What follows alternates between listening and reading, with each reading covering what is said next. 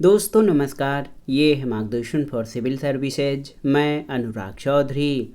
दोस्तों, विभिन्न प्रतियोगी परीक्षाओं के सामान्य ज्ञान और सामान्य अध्ययन के लिए उपयोगी पर्यावरण और पारिस्थितिकी यानी इन्वायरमेंट एंड इकोलॉजी के अंतर्गत इस वीडियो में प्रस्तुत है जल संरक्षण से संबंधित महत्वपूर्ण प्रश्नों का रिवीजन, जो आपके आगामी विभिन्न परीक्षाओं जैसे यूपीपीसीएस प्रारंभिक परीक्षा, आरओ यानी समीक्षा अधिकारी, सहायक समीक्षा अधिकारी, लोअर पीसीएस व अन्य राज्य लोक सेवा आयोगों जैसे उत्तराखंड, बिहार, राजस्थान और एमपीपीसीएस द्वारा आयोजित परीक्षाओं के साथ यूपी ट्रिपल एस द्वारा आयोजित टेट पेट आदि परीक्षाओं के पर्यावरण पारिस्थितिकी खंड के लिए बहुत ही उपयोगी है।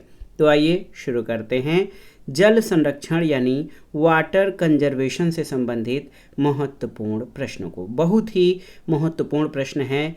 एक पूछा जाता है कि झारखंड राज्य गंगा नदी संरक्षण प्राधिकरण गठित हुआ था कब? तो याद रखिएगा, ये 2009 में गठित हुआ था झारखंड राज्य गंगा नदी संरक्षण प्राधिकरण। एक और महत्वपूर्ण प्रश्न है जल प्रदूषण निवारण और नियंत्रण अधिनियम यानी वाटर पोल्यूशन के निवारण और नियंत्रण से संबंधित अधिनियम कब लागू हुआ था? तो 1974 यानी 1974 में। याद रखिएगा, भारत में जल प्रदूषण निवारण और नियंत्रण अधिनियम 1974 में लागू हुआ था। एक और प्रश्न है, बार बार परीक्षाओं में पूछा जाता है कि विश्व जल संरक्षण दिवस कब मनाया जाता है? तो प्रतिवर्ष 22 मार्च को वर्ल्ड वाटर कंजर्वेशन डे मनाया जाता है। 2022 का मुख्य थीम क्या था विश्व जल दिवस का? तो ये था भूजल अदृश्य को दृश्यमान बनाना। और इसी तरह विश्व जल दिवस 2021 का मुख्य विषय क्या था? तो ये वैल्यूइंग वाटर यानी जल का मूल्यांकन था। एक और महत्वपूर्ण प्रश्न है, आते हैं शुद्ध जल, कोयला, पेट्रोलियम तथा मछली में से कौन जैविक संसाधन नहीं है? तो याद रखिएगा, शुद्ध जल ये जैविक संसाधन में नहीं बल्कि कोयला, पेट्रोलियम और मछली ये जैविक संसाधन के अंतर्गत आते हैं। अगला प्रश्न है, भारत सरकार द्वारा केंद्रीय गंगा प्राधिकरण यानी सेंट्रल गंगा अथॉरिटी का गठन कब किया गया था? तो याद रखिएगा, भारत सरकार द्वारा केंद्रीय गंगा प्राधिकरण का गठन 1985 में किया गया था। एक और प्रश्न है कि सितंबर 1995 में इसका नाम बदलकर राष्ट्रीय नदी संरक्षण प्राधिकरण यानी नेशनल रिवर कंजर्वेशन अथॉरिटी कर दिया गया था। किसका नाम बदलकर? तो केंद्रीय गंगा प्राधिकरण जो 1985 में गठित हुआ था, इसका नाम सितंबर 1995 में बदलकर राष्ट्रीय नदी संरक्षण प्राधिकरण कर दिया गया था। और वर्तमान में किसको राष्ट्रीय नदी संरक्षण प्राधिकरण यानी एनआरसीए के नाम से जाना जाता है? तो सही उत्तर है केंद्रीय गंगा प्राधिकरण को वर्तमान में राष्ट्रीय नदी संरक्षण प्राधिकरण के नाम से जाना जाता है। और एक महत्वपूर्ण प्रश्न है कि राष्ट्रीय नदी संरक्षण प्राधिकरण के अध्यक्ष कौन होते हैं? तो सही उत्तर है प्रधानमंत्री। अगला प्रश्न है, नदी तल में बहुत अधिक बालू खनन का संभावित परिणाम हो सकता है। तो ये भौम जल का प्रदूषण और भौम जल स्तर का नीचे चला जाना बहुत ही महत्वपूर्ण है। यदि नदी तल में बहुत अधिक बालू खनन किया जाएगा तो इससे भौम जल यानी जो हमारा भूमिगत जल है इसका प्रदूषण होगा और साथ ही साथ भूमिगत जल स्तर जो है वो नीचे चला जाएगा। एक और महत्वपूर्ण प्रश्न है, national Ganga river basin authority राष्ट्रीय गंगा नदी घाटी प्राधिकरण की स्थापना कब की गई थी? तो याद रखिएगा, फरवरी 2009 में national Ganga river basin authority की स्थापना की गई थी। अगला प्रश्न है, केंद्रीय बजट 2014 में समन्वित गंगा संरक्षण अभियान को क्या कहा गया था? तो 2014 में नमामि गंगे योजना शुरू की गई थी। राष्ट्रीय गंगा नदी बेसिन प्राधिकरण यानी NGBRA national Ganga river basin authority का गठन कब किया गया था? तो फरवरी 2009 में। और NGBRA BRA का लक्ष्य है कि गंगा कोष में प्रवाहित होने वाले औद्योगिक अपशिष्ट और अशोधित सीवेज जल से मुक्ति दिला दी जाए। कब?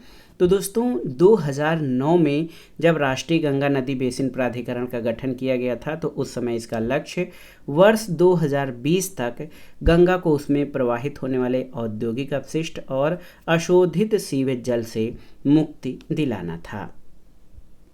अगला प्रश्न है, वर्ष 2009 में भारत ने स्वच्छ गंगा के लिए स्थापित किया था, तो राष्ट्रीय गंगा नदी तलहटी प्राधिकरण यानी national Ganga river basin authority, ये फरवरी 2009 में गठित किया गया था। किस पर्यावरणविद को जल पुरुष या वाटरमैन ऑफ इंडिया कहा जाता है? तो राजेंद्र सिंह को। तरुण भारत संघ नामक गैर सरकारी संगठन के चेयरमैन कौन हैं? तो राजेंद्र सिंह ने तरुण भारत संघ नामक NGO गठित किया है। पीने के पानी को शुद्ध करने के लिए क्या प्रयोग में लाया जाता है? तो क्लोरीन दोस्तों ये जीवाणुनाशक है और जल में घुलित जीवाणुओं को मारकर पीने के जल को शुद्ध करता है। मरुस्थलीय क्षेत्रों में जल ह्रास को रोकने के लिए पर्ण रूपांतरण होता है। तो जो मरुस्थलीय क्षेत्र होता है वहाँ पर पौधों में कठोर और मोमी पर्ण होते हैं, लघु पर्ण यानी छोटे पत्ते होते हैं या पर्णहीनता की स्थिति होती है, और पर्ण की जगह कांटे यानी पत्ते की जगह कांटे में रूपांतरित होता है। और ऐसा इसलिए होता है कि मरुस्थल में जो पौधे हैं उनके अंदर जो जल है उसका कम से कम नुकसान हो। रेगिस्तान में पाए जाने वाले पौधों की पत्तियां जल हानि रोकने के लिए प्रायः बदल जाती हैं किसमें? तो ये पत्तियां कांटों में बदल जाती हैं। गंगा नदी डॉल्फिन की समष्टि में ह्रास के लिए शिकार चोरी के अलावा और क्या संभव कारण है? तो जो डॉल्फिन है गंगा नदी के, उनकी कमी के लिए एक तो शिकार, दूसरा चोरी, इसके अलावा नदियों पर बांध और बैराजों का निर्माण, संयोग से मछली पकड़ने वाले जालों में फंस जाना, नदियों के आसपास के फसल खेतों में संश्लिष्ट उर्वरक और अन्य कृषि रसायनों के उपयोग से जो है गंगा नदी डॉल्फिन की संख्या में कमी आ रही है। अगला प्रश्न है, IUCN ने किनको रेड लिस्ट की संकटग्रस्त यानी इंडेंजर्ड वर्ग में रखा है? तो गंगेटिक डॉल्फिन को। भारत और एशिया का प्रथम डॉल्फिन शोध केंद्र यानी NDRC की स्थापना की जा रही कहाँ पर? तो पटना में गंगा नदी के तट पर। कई डॉल्फिन संयोग से मछली पकड़ने वाले जाल में फंस जाती हैं, इसको क्या कहा जाता है? तो इसको बाई कैच कहा जाता है। गंगा नदी डॉल्फिन का वैज्ञानिक नाम क्या है? तो याद रखिएगा प्लेस्टेनिस्टा गैंगेटिका। प्लेस्टेनिस्टा गैंगेटिका ये गंगा नदी डॉल्फिन का वैज्ञानिक नाम है। गंगा नदी डॉल्फिन संरक्षण कार्यक्रम आरंभ किया गया था कब? तो 1997 यानी 1997 में। और एक प्रश्न और है कि यदि राष्ट्रीय जल मिशन सही ढंग से और पूर्णतः लागू किया जाए तो देश पर उसका क्या प्रभाव पड़ेगा? तो याद रखिएगा शहरी क्षेत्रों की जल आवश्यकताओं की आंशिक आपूर्ति अपशिष्ट जल के पुनर्चक्रण से हो सकेगी। ऐसे समुद्र तटीय शहर जिनके पास जल के अपर्याप्त वैकल्पिक स्रोत हैं, इनकी जल आवश्यकताओं की पूर्ति ऐसी समुचित प्रौद्योगिकी व्यवहार में लाकर की जा सकेगी जो समुद्री जल को प्रयोग लायक बना सकेंगी।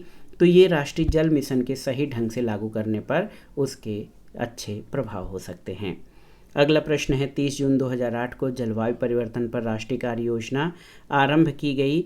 ये किस कार्य योजना का भाग है? तो ये राष्ट्रीय जल मिशन का एक भाग है। अगला प्रश्न है, water prevention and control of pollution cess act कब लागू किया गया था? तो 1977 यानी 1977 में। अगला प्रश्न है, चेन्नई, कानपुर, कोलकाता और मुंबई में से पेयजल में संख्या प्रदूषण सर्वाधिक है कहाँ पर? तो कोलकाता में। जल शुद्धिकरण प्रणालियों में परावैंगनी या अल्ट्रावायलेट विकिरण की भूमिका है। तो ये जल में उपस्थित नुकसानदेह सूक्ष्मजीवों को निष्क्रिय या नष्ट कर देता है। जल शुद्धिकरण में परावैंगनी विकिरण या अल्ट्रावायलेट विकिरण जल में जो नुकसानदेह सूक्ष्मजीव हैं उनको नष्ट कर देता है। परावैंगनी विकिरण किसका प्रकार है? तो विद्युत चुंबकीय विकिरण का एक प्रकार है परावैंगनी विकिरण। अगला प्रश्न है, जल को जीवाणु मुक्त करने के लिए क्या प्रयोग होता है? तो ओजोन, क्लोरीन डाइऑक्साइड और क्लोरामीन ये जल को जीवाणु मुक्त करने के लिए प्रयुक्त होने वाले प्रमुख पदार्थ हैं। गंगा एक्शन प्लान की तर्ज पर यमुना एक्शन प्लान औपचारिक रूप से कब प्रारंभ किया गया था? तो 1993 में। यमुना कार्य योजना या यमुना एक्शन प्लान और गोमती कार्य योजना यानी गोमती एक्शन प्लान को अप्रैल 1993 में किसके द्वारा अनुमोदित किया गया? तो ये गंगा कार्य योजना के द्वितीय चरण के तहत यमुना कार्य योजना और गोमती कार्य योजना को शुरू किया गया था या अनुमोदित किया गया था। अगला है श्री श्री रविशंकर की संस्था आर्ट ऑफ लिविंग द्वारा वर्ल्ड कल्चर फेस्टिवल आयोजित किया गया। तो 11 से 13 मार्च 2016 के बीच। वर्तमान में मैली से निर्मल यमुना पुनरुद्धार योजना 2017 चलाई जा रही है और ये किसके स्वच्छता के लिए है? तो ये यमुना नदी की सुरक्षता में महत्वपूर्ण भूमिका निभाएगी। अगला प्रश्न है राष्ट्रीय गंगा नदी बेसिन प्राधिकरण यानी national Ganga river basin authority की प्रमुख विशेषताएं क्या हैं? तो ये नदी बेसिन योजना और प्रबंधन की इकाई है और ये राष्ट्रीय स्तर पर नदी संरक्षण प्रयासों की अगुवाई करता है। राष्ट्रीय गंगा नदी बेसिन प्राधिकरण के अध्यक्ष कौन होते हैं? तो इसके अध्यक्ष प्रधानमंत्री होते हैं। उन राज्यों के मुख्यमंत्री जिनसे गंगा होकर बहती है इस प्राधिकरण के सदस्य होते हैं। तो ये है NGRBA यानी राष्ट्रीय गंगा नदी बेसिन प्राधिकरण। अगला प्रश्न है प्रदूषण नियंत्रण के उद्देश्य से राष्ट्रीय झील संरक्षण योजना के अंतर्गत जिन शहरी क्षेत्रों में पड़ने वाले जलमग्न भूमि को चुना गया है वे कौन हैं? तो ये भोज मध्य प्रदेश, सुखना झील चंडीगढ़ और पिछोला राजस्थान की झीलें हैं। अगला प्रश्न है उड़ीसा की वह झील जो NLCP के अंतर्गत शामिल है। तो बिंदु सागर झील उड़ीसा की है जो NLCP योजना के अंतर्गत शामिल है। राष्ट्रीय झील संरक्षण योजना के अंतर्गत किसको शामिल किया गया है? तो भीमताल को। और जल संरक्षण से संबंधित प्रश्नों का आखिरी प्रश्न है फरवरी 2013 में राष्ट्रीय झील संरक्षण परियोजना और राष्ट्रीय नम भूमि संरक्षण कार्यक्रम को समन्वित कर आर्थिक मामलों पर मंत्रिमंडलीय समिति द्वारा किसको स्वीकृति प्रदान की गई थी? तो राष्ट्रीय जलीय पारिस्थितिकी तंत्र संरक्षण योजना। और ये राष्ट्रीय झील संरक्षण परियोजना और राष्ट्रीय नम भूमि संरक्षण कार्यक्रम को शामिल करके ये राष्ट्रीय जलीय पारिस्थितिकी तंत्र संरक्षण योजना शुरू की गई थी। तो दोस्तों ये था आज का वीडियो पर्यावरण और पारिस्थितिकी से संबंधित महत्वपूर्ण प्रश्नों के रिवीजन के अंतर्गत। इसमें हमने जल संरक्षण यानी वाटर कंजर्वेशन से संबंधित महत्वपूर्ण प्रश्नों को सॉल्व किया। ये प्रश्न आपके आगामी परीक्षाओं के लिए बहुत ही उपयोगी और महत्वपूर्ण हैं। आप इन प्रश्नों को अच्छे से तैयार कर लीजिए।